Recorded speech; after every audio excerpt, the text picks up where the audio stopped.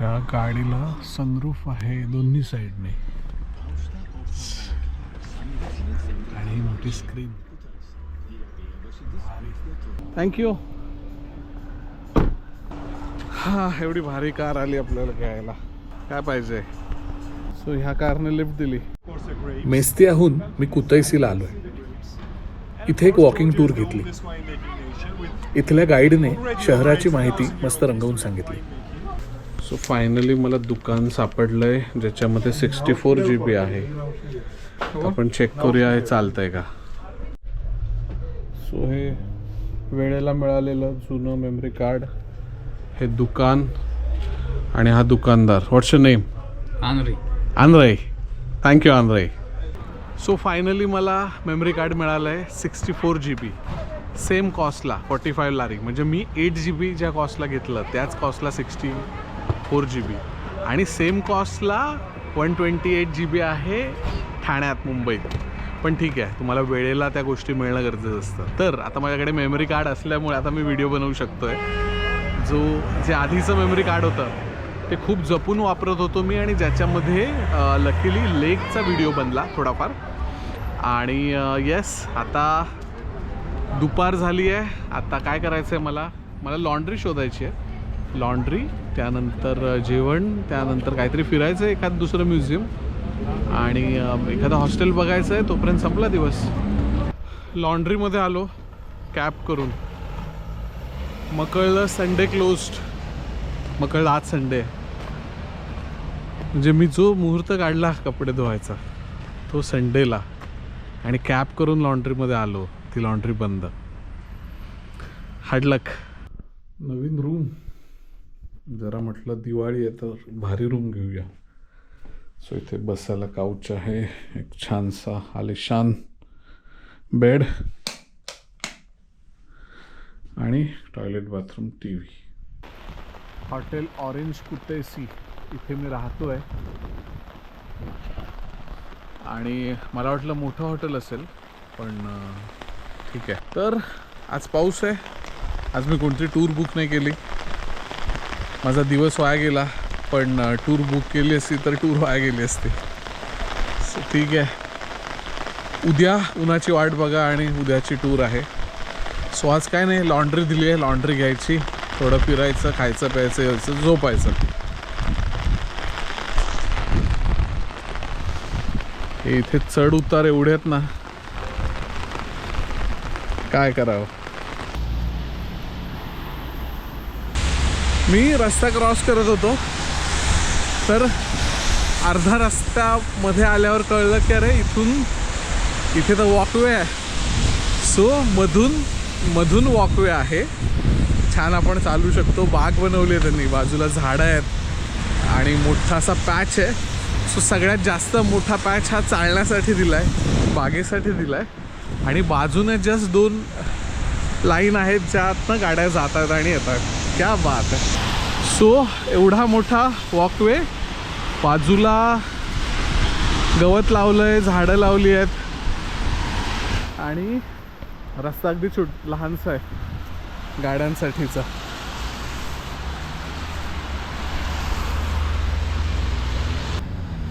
नवा दिवस. आज सूर्यप्रकाश आहे नशिबाने. आम्ही एक वॉटरफॉल बघायला निघालो. इथल्या मार्टव्हिली कॅनियनमध्ये असलेला धबधबा बघायला चाललोय. आम्ही एका वॉकवेवरून चालायला सुरुवात केली. सो पहिला पॉइंट वॉटरफॉल. दुरूनच धबधब्याचा आवाज यायला सुरुवात झाली.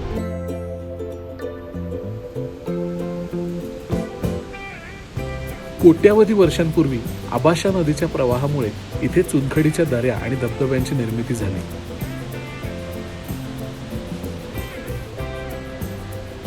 वेगवेगळ्या उंचीचे धबधबे खूप मोठे नाहीयेत. निळ्या हिरव्या पाण्याच्या डोहामुळे सुंदर दिसतात.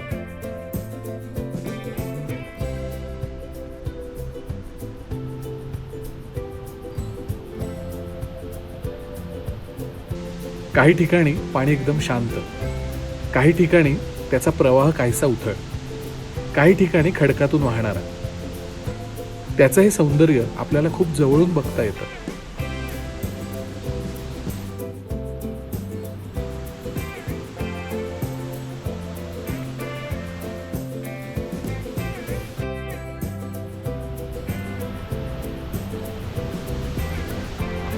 इकडे जो वॉकवे आहे तो मला प्रचंड आवडला. खूप विचार करून डिटेलिंगने तो बांधलाय. त्यावर मध्ये मध्ये छान व्ह्यूइंग पॉइंट्स ठेवले आहेत. निवांत उभं राहून निसर्ग अनुभवता यावा यासाठी ऑब्झर्वेशन डेक्स आहेत. जिथून धबधबा सगळ्यात सुंदर दिसतो, पाण्याचा प्रवाह जवळून बघावा असं वाटतं, त्याच नेमक्या जागी ही खास रचना केलेली दिसते. इथे भेट देणाऱ्यांना निसर्गाचा पुरेपूर अनुभव खूप सहज घेता येतो. इथे छान बराच वेळ घालवता येईल यासाठी बेंचेस सुद्धा आहेत. या बांधकामातच जाणवतं की खूप निवांतपणे तुम्ही ही जागा अनुभवू शकता. वॉकवे वरून चालताना वेगवेगळ्या अँगल्सने नदीचा प्रवाह आणि धबधबे दिसत होते.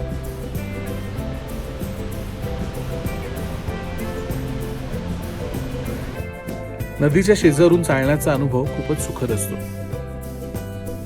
आम्ही बरेच जण होतो, पण जो तो आपापली शांतता अनुभवत होता.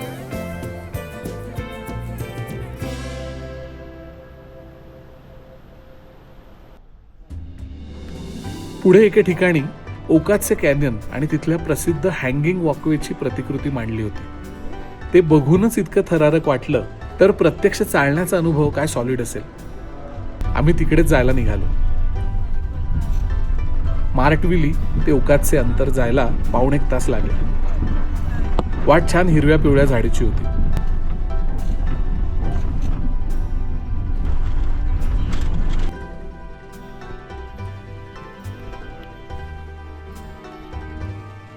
आमची तिकीट चेक झाली आणि वॉकवेला लागलो.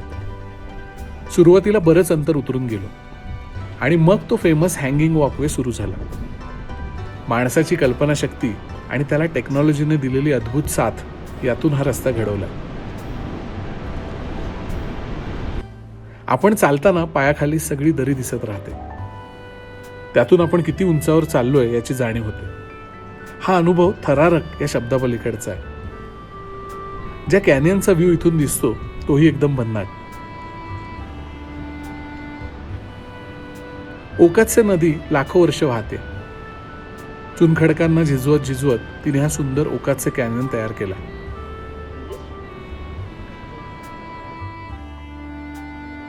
हा वे कॅनियनच्या भिंतीला जोडलेला आहे आणि काही भाग हवेत हँगिंग आहे. हे डिझाईन ज्याला सुचलं असेल त्याला हॅट्स ऑफ. जंगलात डोंगरामध्ये थोडासा सपोर्ट घ्यायच्या हिशोबाने ब्रिज असतो. इथे तर अख्खा ब्रिज हँगिंग आहे.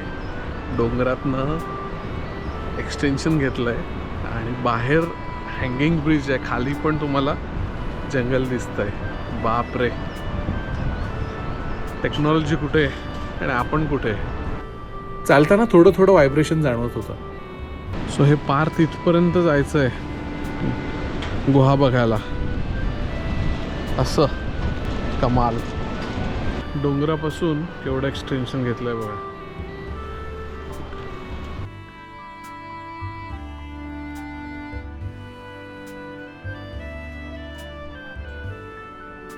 शेवटी एका व्ह्यूइंग प्लॅटफॉर्मवर आलो.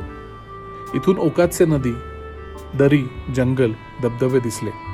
हा सगळा कॅनव्हास दिसला. म्हणजे निसर्गाने तर कमाल केली आहेच, पण तो अनुभवण्यासाठी माणसाने हे बांधून ठेवलंय.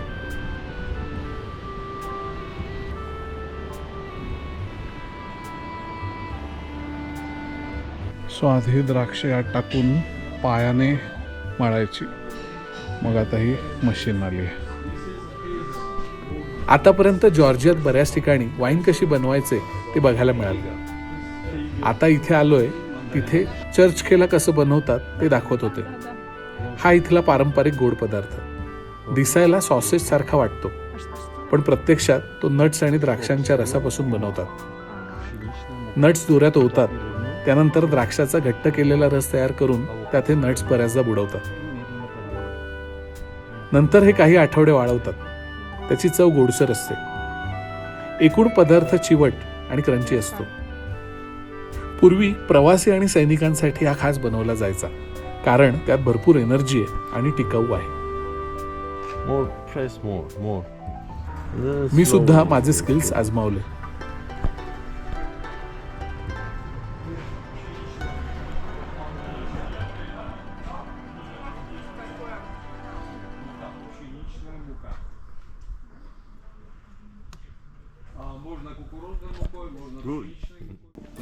आता जमिनीखालच्या लाखो वर्षांपूर्वीपासून अस्तित्वात असलेल्या जगात चाललोय. प्रोमेथियस गुहा. इथे एक नैसर्गिक गुहा आहे. पावसाचं पाणी इथल्या खडकातून झिरपत गेलं आणि हळूहळू आत मोठमोठ्या गुहा तयार झाल्या. आत गेल्यावर वातावरण आणखी थंड झालं. गुहेत दगडांचे इतके वेगवेगळे आकार तयार झाले. इथल्या LED लाईट्सने ते आणखी हायलाइट होतात.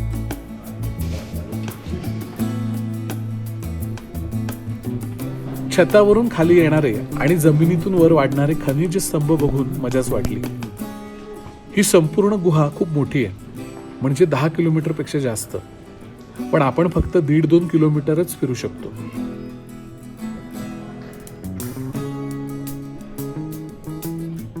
जसजसं खाली उतरत होतो, एका अद्भुत अनाकलनीय जगात जात असल्यासारखं वाटत होतं.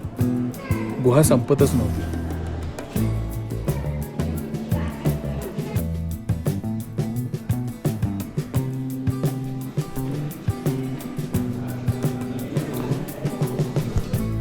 आजच्या टूरचा शेवटचा स्पॉट सॅनेटोरियम मेडिया.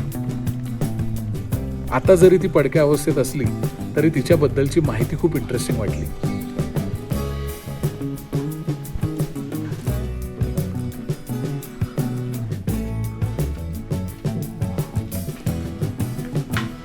या इमारतीच्या बांधकामात भव्य कमानी, खांब आणि उत्कृष्ट कोरीवकाम होतं हे सहज कळून येतं. सोव्हिएत काळात कामगारांना आरोग्यासाठी हक्काचा ब्रेक मिळावा यासाठी काही हेल्थ स्पा बांधली होती. हे त्यातलंच एक. हॉटेलपेक्षाही ही एक अत्याधुनिक वैद्यकीय केंद्र होती. इथल्या कारंज्यातलं पाणी औषधी होतं.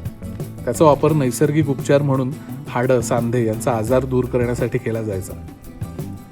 कामगारांसाठी राहण्याच्या खोल्या, मोठे डायनिंग हॉल, फिरण्यासाठी सुंदर बागा आणि स्पा बाथ हाऊस होते.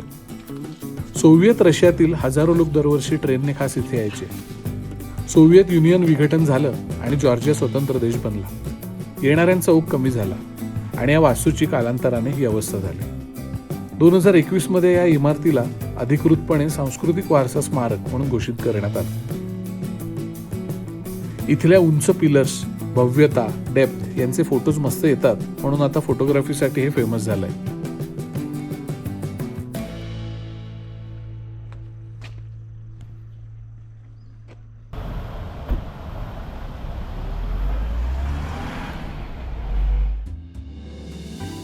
जॉर्जिया मधली माझी आजची ही शेवटची संध्याकाळ. कारंज्यावर पडलेली सूर्याची तिरीप बघताना वेगळंच वाटलं.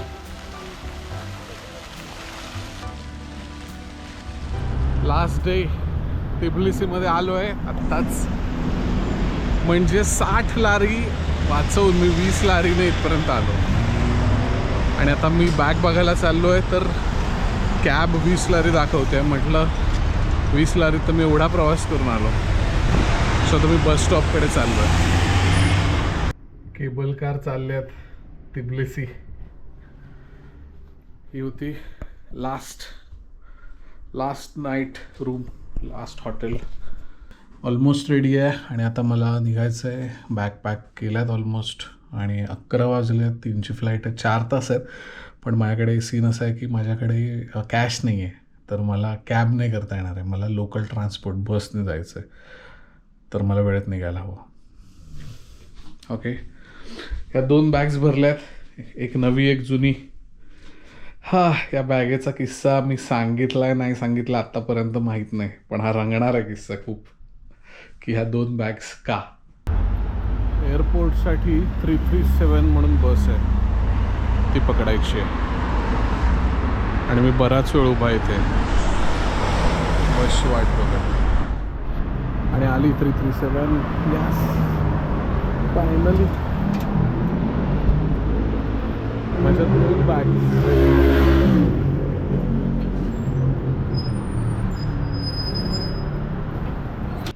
माझ्या कार्डचे पैसे इतके संपले की मला वाटतं की आता मला एअरपोर्टवर जाताना काही खाता नाही येणार. सो मी कॅल्क्युलेशन करत होतो की शेवटचे 1,000 रुपये उरले आहेत आणि इथलं सगळं फूड 1200च्या पुढे सुरू होतं, तर त्या 200च्या डिफरन्सचं काय करायचं. सो असा सगळा जुगाड करत असताना मला अचानक एक लाऊंज दिसला आणि मी म्हटलं चेक करूया इथे क्रेडिट कार्ड चालतं आहे का. आणि ते चाललं आणि आता मला पोटभर जेवता आलं. 2:15 झाल्यात. आता गेट क्लोज व्हायच्या आत मी जातो, पळतो. येस, शेवटचं जेवण खास झालं एकदम एअरपोर्टवरती, तिबलिसी एअरपोर्ट. सो हे असं आलिशान लाऊंज आहे आणि इथे मी सूप प्यायलो, खाल्लं बरंच काय काय आणि आता निघतो. हा लाऊंज होता प्राईम क्लास लाऊंज. हे आहे एअरपोर्ट तिबलिसी आणि ढगाळ वातावरण. विमान आपलं लागलं असेल, लवकर जायला हवं.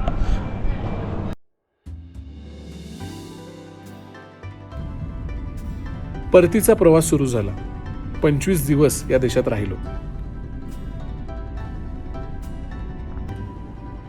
कॉकेशस पर्वतरांगांमध्ये विसावलेला आपला कोट्यावधी वर्षांचा भूगोल, धर्माचा इतिहास, वाईनचा जन्मदाता, सिल्क रोडवरचा शिलेदार, अशी सगळी बिरुदं अभिमानाने मिरवणारा छोटासा सुंदर देश.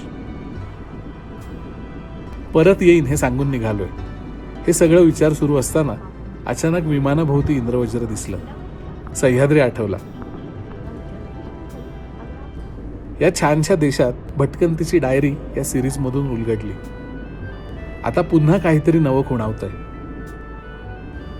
भेटत राहूया नव्या नव्या प्रयोगांमधून, नव्या नव्या गोष्टींमधून.